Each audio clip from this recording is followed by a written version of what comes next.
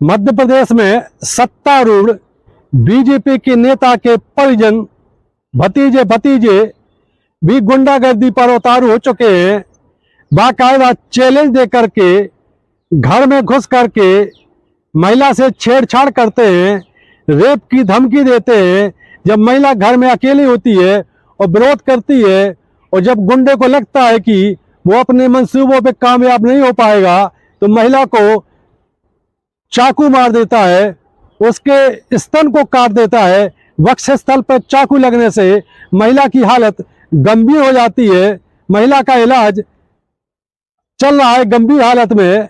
मामला मध्य प्रदेश के खंडवा का है। दरअसल खंडवा में 13 अप्रैल 2026 को एक महिला को जिला अस्पताल में गंभीर हालत में उसका पति लेकर पहुंचता है। जब देखा जाता है डॉक्टरों द्वारा तो उसके वक्ष स्थल पर चाकू के 3 से 4 गहरे घाव है। डॉक्टरों ने तुरंत इलाज शुरू किया, पुलिस को सूचना दी, पुलिस मौके पर पहुंचती है। जब महिला होश में आ जाती है तो उसके बयान लिए जाते हैं और महिला ने जो आप बीती बताई वो बहुत दहशत में लाने के लिए पर्याप्त है कि आखिरकार सत्तारूढ़ दल के नेता और इनके परिजन कैसे गुंडागर्दी पर, कैसे अत्याचार पर उतारू है। महिला ने पुलिस को दिए बयान में बताया कि आकाश पटेल नाम का एक युवक है जो कि खंडवा बीजेपी मंडल अध्यक्ष जितेंद्र पटेल का सगा भतीजा है। वो गुंडा प्रवृत्ति का है। वो मेरे साथ कई बार छेड़छाड़ कर चुका है। एक बार जब मेरे पति ने उसका विरोध किया छेड़छाड़ का तो उसने मेरे पति को भी 5 अप्रैल 2026 को धमकी दी थी कि मैं तेरी पत्नी के साथ दुष्कर्म करूंगा, रेप करूंगा। अगर तुझ में साहस है, तुझ में दम है तो अपनी बीवी को बचा लेना। चूंकि महिला का पति सीधा साधा है, उसने इस मामले को गंभीरता से नहीं लिया और आया गया टाइप का छोड़ दिया। लेकिन जो आकाश पटेल है वो उस व्यक्ति की बीवी पर फिदा था, वो उसके साथ शारीरिक संबंध बनाना चाहता था।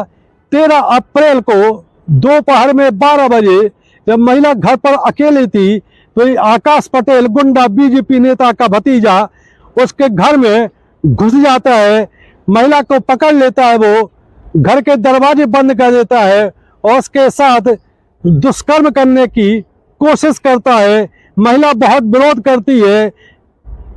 जब महिला ने बहुत विरोध करना शुरू कर दिया तो गुंडा आकाश पटेल घबरा जाता है, लेकिन वो हिम्मत नहीं आता।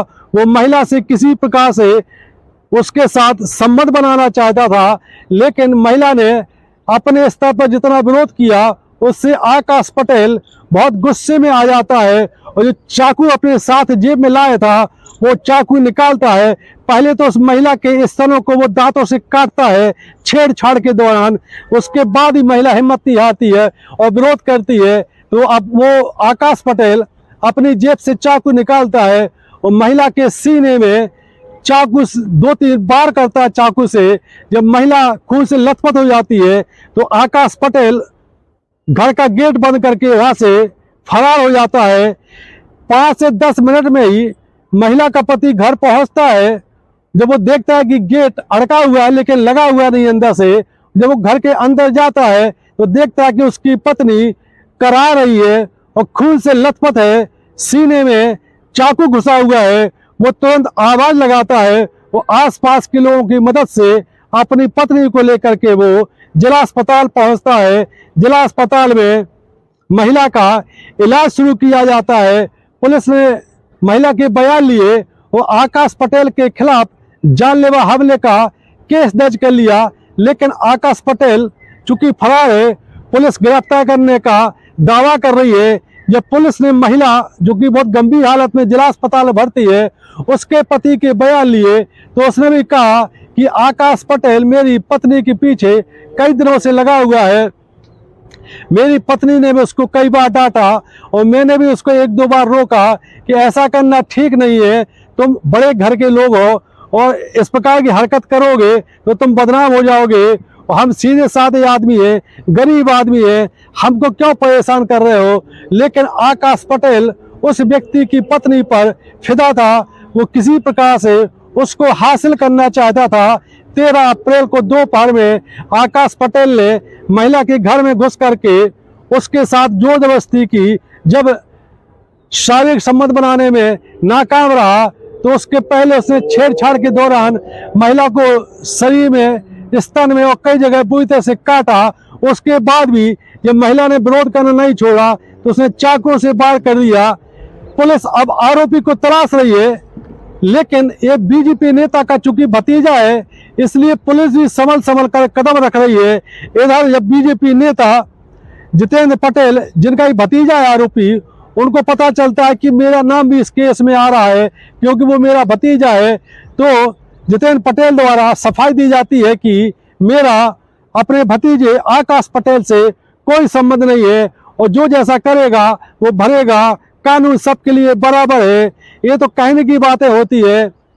पिछौर में बीजेपी विधायक प्रीतम लोधी के बेटे दिनेश पटेल ने भी अपने थार वाहन से 5 लोगों को चल दिया। अगले दिन बीजेपी विधायक ने सफाई दी कि कानून अपना काम करेगा, कानून अपना काम करेगा।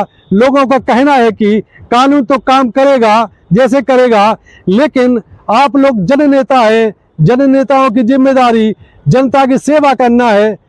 लेकिन आप लोग तो अपने बेटे बेटियों को, भतीजों को गुंडागर्दी करने के लिए ग्रीन सिग्नल देते हैं। इस घटना को लेकर के आपकी क्या प्रतिक्रिया है, जवाब दीजिए और हमारे चैनल को सब्सक्राइब कीजिए।